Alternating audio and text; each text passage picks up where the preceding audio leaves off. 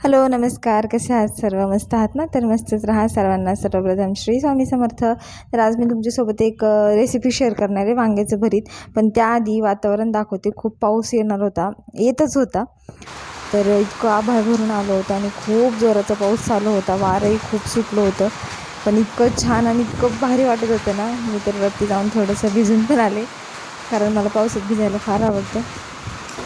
पण खूप जास्त खराब झालं होतं सगळं. बाहेर पोर्चमध्ये खूप सारा पसारा झाला होता, कारण जी झाडांची माती वगैरे आहे ना, तर ती सगळी खाली पडली होती. आणि खूप जोराचं वारं होतं, त्यामुळं झाडं पण खूप जास्त हालत होते. आणि त्यानंतर मी इकडे छान कांदा कट करून घेतला होता.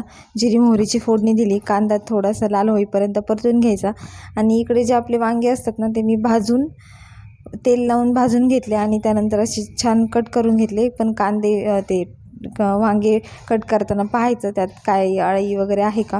त्यानंतर जगभरातले मसाले, लाल तिखट, किचन किंग मसाला, धना पावडर, जिरा पावडर असं सगळं घेतलं. आणि कांदा थोडासा लाल झाला की हे त्यात सगळं ॲड करायचं आणि छान परतून घ्यायचं. 1-2 मिनिट परतवायचं. आणि त्यानंतर आहे ना, थोडंसं एकदम नॉर्मल पाणी टाकायचं. तुमची इच्छा टाकायचं असेल तर तुम्ही टाकू शकता किंवा नाही टाकलं तरी चालेल. मी नाही ॲड केलं. मी डायरेक्टली जे वांगे होते ना कट केलेले, मी ते त्यात टाकून घेतले आणि छान परतवून घेतलं. तर बघू शकता तुम्ही वांग्याचं भरीत किती छान दिसत आहे आणि खायला पण खूप सुंदर झालं होतं. भाकरीसोबत किंवा चपातीसोबत किंवा डाळ भातासोबत तोंडी लावायला फार छान लागतं. तर आणि त्यानंतर मला वाटलं की पाऊस थोडा कमी झाला असेल, पण तसं काही झालं नव्हतं. तर मग नंतर मी थोडंसं झाडांकडे जाऊन बघितलं आणि त्यातूनही हळदीचं लेपन केलेलं होतं. मला ते असं वाटत होतं की ते पावसाचं पाणी त्यावर पडते की काय. त्यानंतर मी झाडांकडे आले.